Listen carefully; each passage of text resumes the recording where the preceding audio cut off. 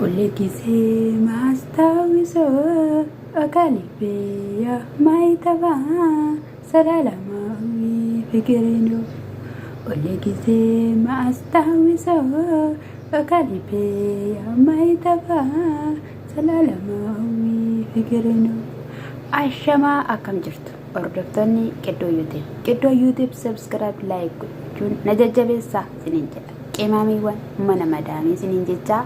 Egaa arruutiyyeen abbaa manaa kiyyaa jawweedhaaf illaadhu abbaa manaa kiyya nan galfadhaa abbaa mucaa kiyyaa iyyoo jettu qabsoo ishii itti fufteetu jirti. Kaleessayyuu karaa intaane karaa dheeraan adeemee yoo jettu jechuudha kan dubbachaa jirtu. Egaa guyyoota sadii walitti aansuudhaanii injirtu Ermeelaan jechuudha. Ermeelaan baddeetoo jirti jechuudha. Garuu kaleessaa Efreem fideetoo jira. Efreemis kan fide jireenya obboleessa kiyyaa keessaa bayiidha jechuudha.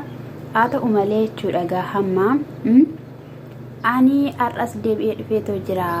Guyyaa har'a immoo kan hin dhufee abbaa manaa kiyyaa qaalii Abiraamiidhaanii yaada ittiin mari'achuufidha. Innis immoo biyya kana keessaa bahee akka bashannanuun barbaada. Biyya kana keessa bashannanni irra iddoo nuti hin deemne hin jiru. Nama kanaaf immoo nama jaalala beekuudhaaf kan kana caalutu mala. Biyya inni barbaade deemsisee bashannansiisuudha kan ani barbaadu. Dubaayinii bashannanneerra garuu filannoo isaati jette jechuudha. Haa ta'u malee egaa obbo Aboon dhufanii jiru. Yeroo inni dhufee jirutti baay'ee sirraa bareedeera jedhanii wal jajuu jalqabanii sirraas bareedeera jetteen jechuudha. Innis illee akkasuma sanaa booda egaa akkamitti dhufuu dandeessennaan jaalala keetu na fide maaltu na fidee kan biraa jaalala keetidhaanii halatteennaan samuuna kana baay'ee sitti wanni ta'eetu jira. Akkasumas illee eenyutu hiikee gadi si gallakkisennaan omtuyyuu hiikee gadi nan gallakkisne waan tokko garuu yeroo darban haasofneetu turre. Anis immoo yeroo ammaa kana waan hunduma isaa isa darbee dhiisnee dagannee si waliidhaan jireenya jiraachuu kan hin ani barbaadu in ta'uu jennaani. Haa ta'uu yoo garaa keerraa ta'ee jedheeni jechuudha. Isheenis immoo ani sin jaaladha gaafa jettuuni ati nan jaalattu jettee sin jaaladhu jedheen deebiseetu akkasumas immoo nan jaalattu jennaanii sin jaaladha jedheeniitoo jira jechuudha.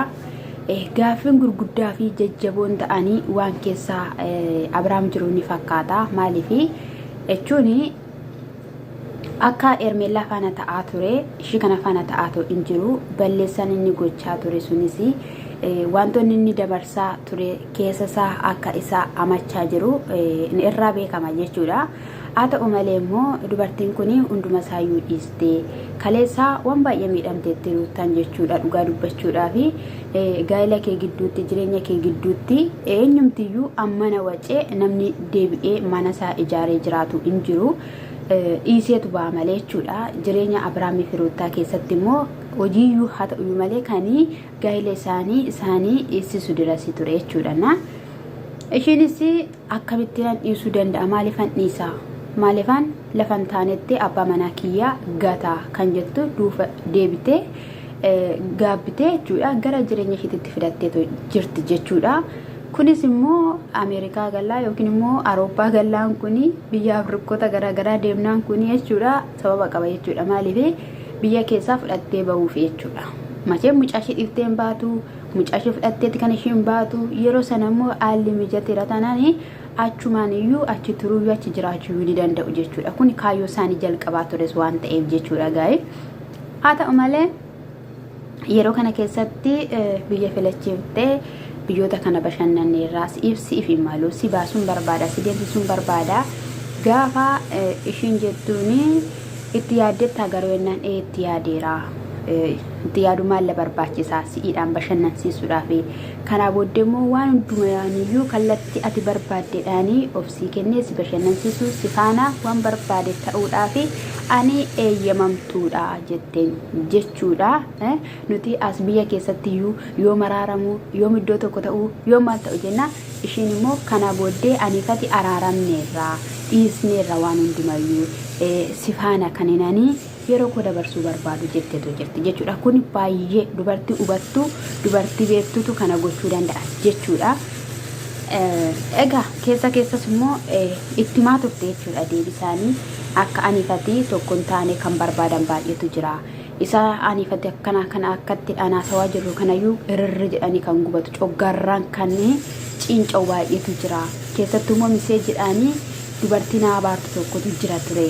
Ani bilbila koos geeddareetu jira kanaafidha jennaan eenyudha jennaani eenyutu akkasiin jedhamna jennaan egaa inni boodarra Ermeellaa jennaan akkamitti beekte kana beekuun keeyyuu gaariidha jennaan inni godheenan qabee liqimsuudhaaf gaafa jedhu afaan jawwee keessaa si baafadhe jetteen jechuudha. Gaa'ii kanadha dhugaa dubbachuudhaaf kanadha jechuudha. Abeel maal jechaa ture qalee sobadha ishiin deeffachuudhaan miti diraamaa biraatu jira jedhee abbuush faanaa isaatu abbuushii akka ishiin inni deebi'uudhaaf akka inni deebi'ee galuufidha malee isisuudhaaf miti. Amma immoo barateera kan shi godhachuun mirga qabdeedha inni jechuudha. Dhugaadha hin barbaadu garuu jechuudha. Habeelii baay'ee tokko jechuudha baay'ee hangana kan hin jedhamne maaliif akka inni ta'e hin beeku waadaa inni gale hin beekamu. Wanti inni dubbate gaa'ela kana gidduutti Abrahaamiif Ermeellaa gidduutti waan inni nyaate hin beeknu bakka bunni jechaa jira jechuudha. Sagalee jalaan galu ifa manatti naannoo kana ijaaramaa jira.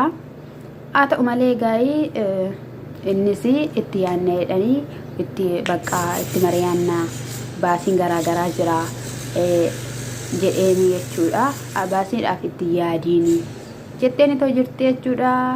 Akkasumallee misaa nyaattee taa'etteeni misaa nyaannaan hoteelaa guddaa ta'e biyya kana keessa kan jiru nageessiti naaf feere misaa koollee jedheen itoo jira jechuudha.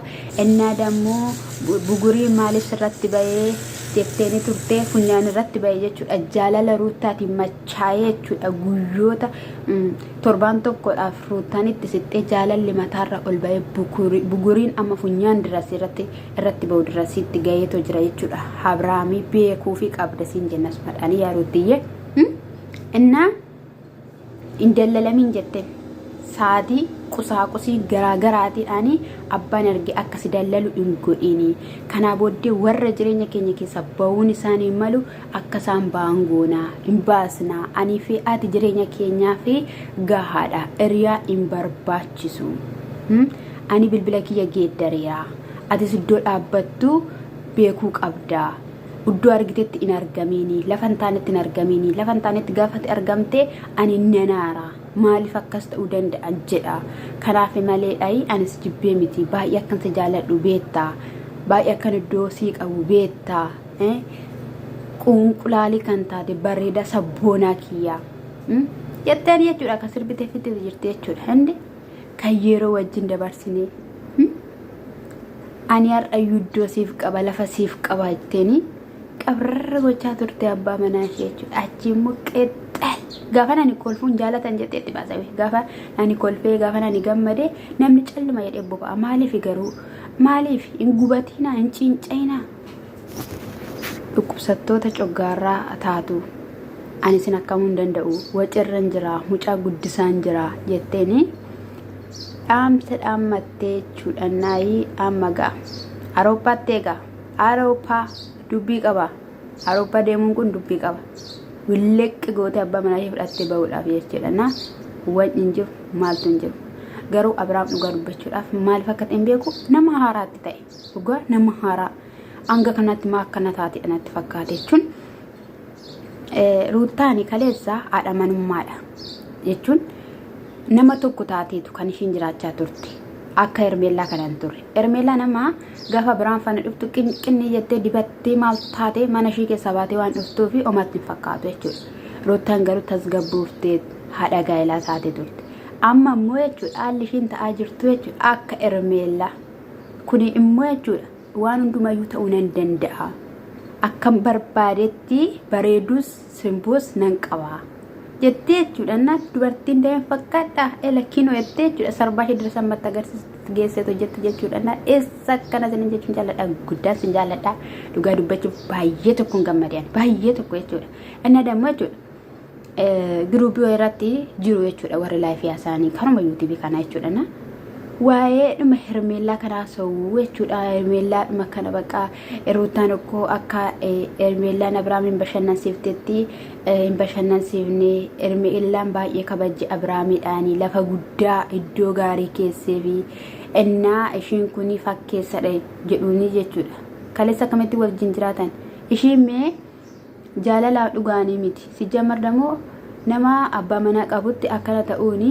jaalalaan miti liqimsuuf malee booyu garuu in tufte jechuudha karaa irratti baastee gatuudhaaf bineensa nyaachisuudhaaf jechuudha na bichaa egaa ginfalletti jedheera kaleessa obboleessi Abrahaamis jechuudha kanaafiyyuu obboleessaan immoo jibbamnaan jireenya miti sila fakkaku sila waddarku sila qebexxessee sila qebexxere ani amma xaaxaa tokkoon barbaadu baay'ee jedheera jechuudha na hembaati abeelis danfaa ture akkamitti dhaanii kan obboleessi kee hin baasne ati baasta ati maalidha obboleessa kee ta'aafi ati maalidha jennaan ani obboleessadha jennaani obboleessa keetiif situ jiraataa jechaanii ture situ jiraataa fi Abeel situ jiraataa fi Abrahaamiif situ bakka bu'aa bicha sagana sinin jechuun jaaladha guddaa sin jaaladha guddaa sin kabaja maatiin haa ta'u keessatti naaf washaaloo